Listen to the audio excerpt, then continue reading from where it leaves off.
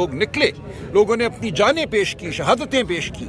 मैं अब ये कह रहा हूँ कि हमें एक बार फिर ये करना होगा, हमें बड़ी तहरीक चलानी होगी अगर ये हमारी बात आइन और कानून के दायरे में रहकर नहीं सुनते। मैंने ये कहा था कि मुझे एक बहुत बड़ी तहरीक की ज़रूरत है और इंशाअल्लाह वो तहरीक होगी। मैंने ये कहा था कि जितने लोग माजी में निकले हैं उससे ज़्यादा मैं निकालना चाहता हूँ और इंशाअल्लाह निकलेंगे। कौमें इनकलाब लाती हैं और पूरी कौम को बाहर निकलना होगा। कौम ये इंतज़ार नहीं कर सकती टीवी पे देखे कि सिर्फ सियासी वर्कर या सियासी जो लीडर हैं वो निकलेंगे या ओहदेदार निकलेंगे। पूरी कौम को निकलना है, देखेंगे पूरी कौम निकलेगी। हम वहाँ बिल्कुल पहुँच रहे हैं। मैंने बिलखुसूस ये कहा, आज सिंध में इस्तराब है पानी के हवाले से, आज पंजाब में इस्तराब है गंदम की कीमतों के हवाले से, हर जगह इस्तराब है। खैबर पख्तूनख्वा में खून बह रहा है, बलोचिस्तान में लोग गुमशुदा हैं। तो हम एक तहरीक की जानिब बढ़ रहे हैं। बेहतर ये होगा कि जो मुक़तदरा के लोग हैं वो होश के नाखुन लें, वो बैठ कर मामलात को सुलझाएं, कानून पर अमलदारी करें, आइन पर अमलदारी करें, इस तरह के गैर कानूनी नरगे हमारे सामने ना लगाएं। इसके अंदर सर रुकावट क्या है बड़ी तहरीक चलाने में, क्या वजह? देखिए, बड़ी तहरीक कोई बटन नहीं होता कि उसको मैं बटन दबाऊंगा तो तहरीक चल पड़ेगी। ये तारीख का एक अमल होता है। आप तारीख पर नज़र दौड़ाइए। तारीख वो हिंदुस्तान की हो, वो ट्यूनिसिया की हो, वो अरब ममालिक की हो, वो कहीं की भी हो, अवाम ये फैसला करती है कि किस दिन अवाम ने बाहर आना है। हम खड़े हैं अवाम के साथ। बांग्लादेश की जानिब आप देखिए, उस दिन किसी लीडर की ज़रूरत नहीं होती। ये तहरीकें लीडर के बगैर होती हैं, हर फर्द खुद लीडर बन जाता है। हम उस लम्हे तक पहुँच रहे हैं जहाँ हर फर्द ये जानेगा, ये समझेगा कि कौम की तकदीर का वो वारिस है, उसको बाहर निकलना है। तो ये होगा, ये बहुत जल्द होगा। उस अमल का हिस्सा है, हम बार काउंसिल्स में जाएंगे, हम प्रेस एसोसिएशंस में जाएंगे, हम मजदूरों से मिलेंगे, ट्रेड यूनियन से रब्ता करेंगे, हम किसान तंजीमों से रब्ता करेंगे। यही तरीका होता है। पूरी कौम जो है वो मुतहर्रिक होती है इसी तरह, राब्तों से, गुफ्तगू से, एक दूसरे की बात सुनकर, एक दूसरे के अज़म से अज़म पकड़ती है कौम। हम उस तहरीक की जानिब बढ़ रहे हैं, बिल्कुल बढ़ रहे हैं। सर, कौमी तहरीक चलाने का कोई देखिए, मैं आपको अर्ज कर रहा हूँ ना, कौमी तहरीक कोई बटन नहीं होता कि ये बटन है मैं दबाऊंगा ये कौमी तहरीक शुरू हो जाएगी।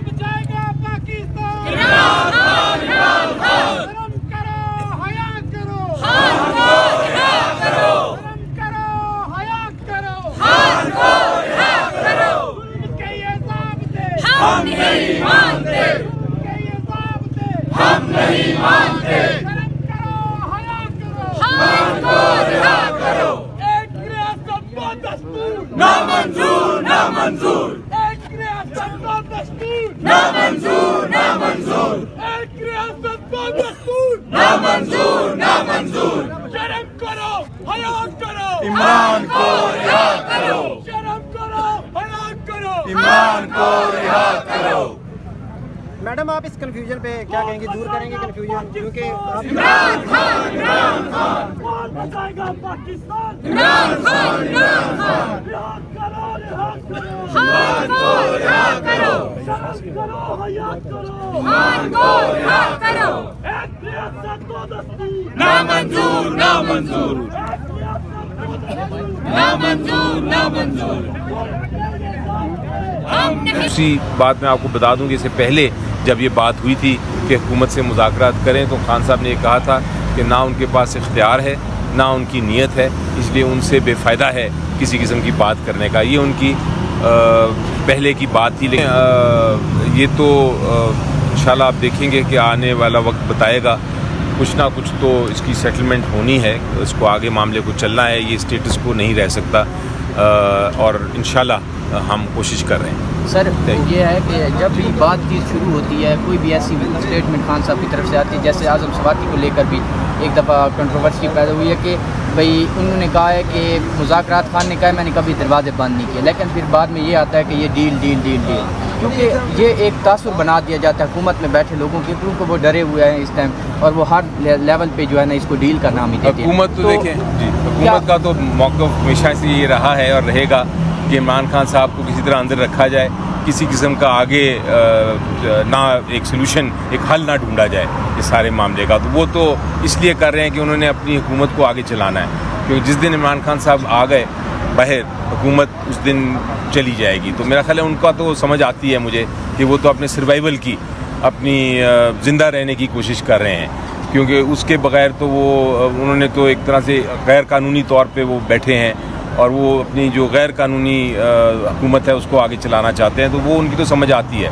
लेकिन हमारे कुछ लोग अंदर से भी हैं जो शायद कोशिश करते हैं कि डील ना हो या किसी किस्म की बातचीत ना हो, लेकिन अल्टीमेटली फ़ैसला इमरान खान साहब का है। अगर वो कहते हैं कि आपने कोई बात करनी है, मुज़ाकरात करने हैं, इसका हल ढूंढना है, तो फिर वो सारी कौम उस पर तैयार हो जाएगी। अगर वो कहते हैं नहीं, तो फिर कोई किसी किस्म की पेशरफ्त नहीं होगी। मैं इसको कुछ इस तरह देखता हूँ, मेरी इमरान खान साहब से पहले भी इस पर बात हुई थी और उन्होंने यही कहा था कि आप लोग अपने इख्तलाफात छोड़ें और इस वक्त इत्तेहाद करें आपस में और कोशिश करें कि ये जो काविश है हमारी वो कामयाब हो और मेरे जो केसेस हैं उन पर कॉन्सनट्रेट करें।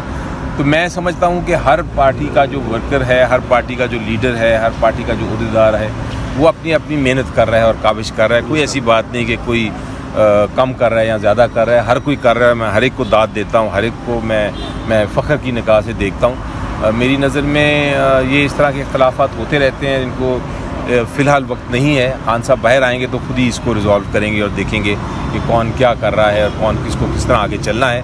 फ़िलहाल हर कोई काम कर रहा है और हर किसी को काम करना चाहिए तहरीक इंसाफ के लिए और इमरान खान साहब के लिए। Thank you sir. अदलिया से क्या उम्मीद है आपको?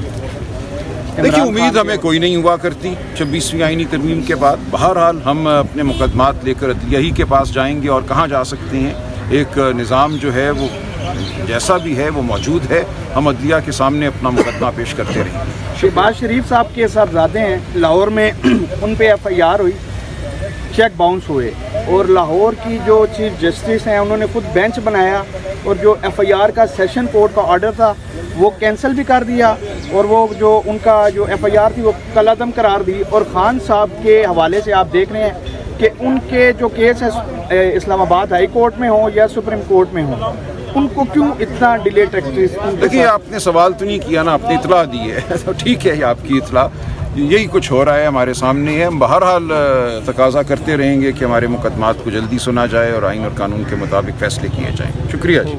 और 1.5 महीने से उनकी फैमिली की मुलाकात नहीं हुई। हम अडयाला जेल गेट से तकरीबन 1-1.5 किलोमीटर दूर जो है, पहले तो थोड़ा करीब जो है नाका लगाया जाता था, अब वहाँ भी नाका है और उससे 1 किलोमीटर आगे भी नाका है। 2 नाके लगाए गए हैं ताकि वहाँ तक दस्तरसी ना हो सके। इनको खौफ है कि कहीं लोग जमा हो जाएंगे, लोग बाहर निकल आएंगे, वो आवाज़ बुलंद करेंगे कि ये जेल मैनुअल की खिलाफ वर्जी क्यों की जा रही है, इस्लामाबाद हाई कोर्ट के हुक्म की पामाली क्यों की जा रही है, पाकिस्तान के आइन की पामाली क्यों की जा रही है, क्योंकि जो बुनियादी इंसानी हकूक़ हैं उसे आप सल्ब नहीं कर सकते। जेल मैनुअल आपको हक देता है कि आप मुलाकात कर सकते हैं, आप जो है वो किसी भी कैदी से मुलाकात कर सकते हैं और किस कैदी के भी हकूक़ हैं। लेकिन यहाँ ना कैदियों के हकूक़, हालांकि वो सियासी कैदी हैं, उनके ऊपर तमाम केसेस जो हैं वो झूठे हैं, लेकिन यहाँ किसी हुक्म की जो है वो तामील नहीं की जा रही। तमाम अहकामात को हवा में उड़ाया जा रहा है, जेल मैनुअल को हवा में उड़ाया जा रहा है, आईने पाकिस्तान को हवा में उड़ाया जा रहा है। 1.5 किलोमीटर दूर पहले हमें उस साइड से रोका और हम अंदर वाली गलियों से गेट पर पहुँचे कि ये ना कहें कि गेट के ऊपर नहीं आए,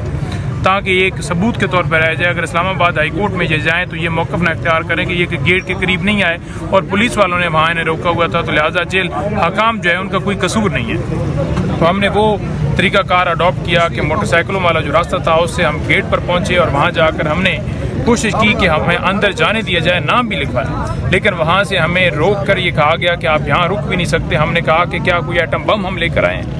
तो वहाँ से हमें कहा गया कि जहाँ पर अलीमा खानम साहबा दीगर बहनें जो हैं वहाँ बैठी हैं, उस्मा खानम, नौरीन आपा और कासिम भाई, आप उस साइड पर चले जाएं और वहीं आप इंतज़ार कर सकते हैं, यहाँ आप इंतज़ार भी नहीं कर सकते। तो हम आए खड़े हैं और जब तक खान साहब की फैमिली यहाँ पर मौजूद है हम इंशाअल्लाह ताला तब तक यहाँ पर उनके साथ खड़े हैं। अच्छा मैडम, ये बताइएगा कि क्योंकि जिन्होंने मुलाकात करनी थी वो तो सारे यहाँ पर मौजूद है और ऐसे लोग चले जाते हैं जिनका नाम लिस्ट में नहीं होता, इस पर क्या कहेंगे? वो हमें उस लिस्ट का नहीं पता होता, जो जिन्होंने 3 लोगों ने जानी है ना, 3 तो यहाँ खड़े हैं, नाइम को जोता इधर है, सलमान राजा और सलमान सफ्दर, ये तो 3 इधर है। और इसके अलावा उस लिस्ट के ऊपर बैरिस्टर अली गौहर थे और अली जफ़र और एक न्याजुल्लाह, 3 और हैं। तो अब देखते हैं, ये कई दफ़ा ऐसे करते हैं कि बाहर कोई खड़ा होता है उसको उठा के ले जाते हैं, लेकिन कई दफ़ा पहले से कई एक खुफिया लिस्ट होती है जिसके तहत अंदर जाते हैं। और क्या पता, क्योंकि हिंदुस्तान के साथ कशीदगी बढ़ चुकी है जो ये कह रहे हैं, तो फिर किसी को भी ना जाने दिया जाए। मैडम, आज मखसूस जिसों का केस था, सलमान को राजा भी सुप्रीम कोर्ट में थे, वहाँ पे तो बड़ी ख़वातीन आई थी, यहाँ पे कोई नहीं पहुँची। क्या कहेंगे आप? नहीं बुलाया। हमने किसी को बुलाते नहीं है, हमारी मैडम सिर्फ उधर भी कोई फैमिली बुलाता नहीं है, आती खुद है। ही आ जाती है। लेकिन हमारी फैमिली हमने सिर्फ अपनी ये जिम्मेदारी, हर इंसान को देखें अपनी जिम्मेदारी उठाते हैं। हमने ना किसी को कभी कॉल दिया है, ना किसी को कहा है कि आए, सब अपनी जिम्मेदारी पे आते हैं। और ये चीज़ किसी को और को नहीं पूछनी चाहिए कि कौन क्यों नहीं आया, ये हम नहीं सुप्रीम कोर्ट में तो सारे पहुंचते हैं, यहाँ पे नहीं पहुंचते, ये हमें उस चीज़ का कोई इशू नहीं। मैडम इमरान खान का मसला है। इमरान खान के लिए हम खड़े हैं, बस फिक्र ना करें। आपने मैम हाई कोर्ट के भी बड़े चक्कर लगाए हैं और हाई कोर्ट में बड़ी देर तक वहाँ पे बैठी भी रही हैं आप, लेकिन कोई सुनवाई नहीं हुई। देखिए अब अगला लायबल क्या होगा आपका? हम जो जजेस हैं उनको कहने जा रहे हैं कि देखें हम अवाम आपके साथ खड़ी है, आप हिम्मत करके अवाम को इंसाफ दें। अगर जजेस नहीं देंगे तो हम बेबस रहे, पाकिस्तानी पूरी कौम बेबस हो जाएगी, कहाँ जाएगी इंसाफ के लिए। और इंसाफ के लिए अगर हम जजेस के साथ, हम तो उनके साथ अपील कर रहे हैं सारे जजेस को कि हम आपके साथ खड़े हैं, आप हिम्मत करें और हमें इंसाफ दें, बस हम इससे ज़्यादा क्या कर सकते हैं। सलमान साहब पे आप पे बड़ी तनकीद हो रही है कि आप